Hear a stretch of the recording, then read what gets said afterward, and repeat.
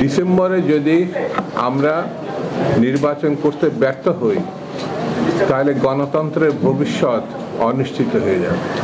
দেশনেত্রী বেগম খালেদা জিয়া হাসিনার সঙ্গে আপোষ করেছে, এই কথা কেউ বলতে পারবে না। অথচ এই কথা এখন শুনতে হচ্ছে আওয়ামী লীগের টাকায় নাকি বিএনপি চলে। কি মর্মান্তিক কথা! আপনি সমালোচনা করবেন, আপনাকেই ভারতের দালাল বানিয়ে দেওয়া।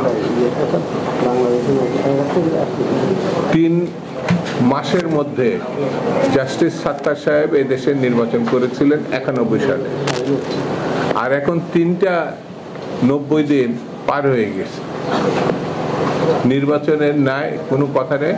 কথা বললে পরে সরকার প্রধান বলছেন একটি মাত্র দল শুধু ডিসেম্বরের নির্বাচনের কথা বলছে।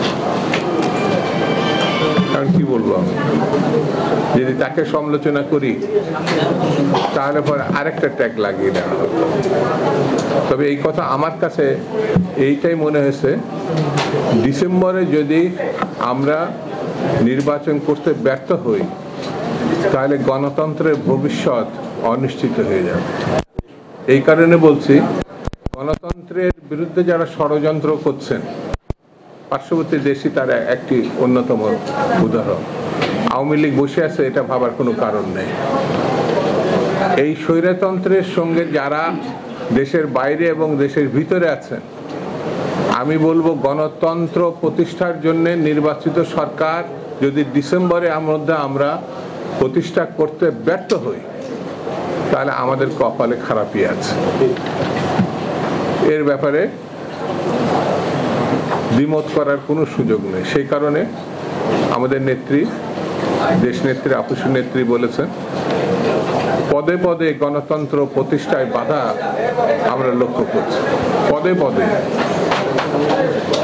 আমরা গণতন্ত্রের জন্য আগেও জীবন দিয়েছি, ভবিষ্যতেও দিব। এই ব্যাপারে কোনো আপোষ নাই, কোনো আপোষ নাই।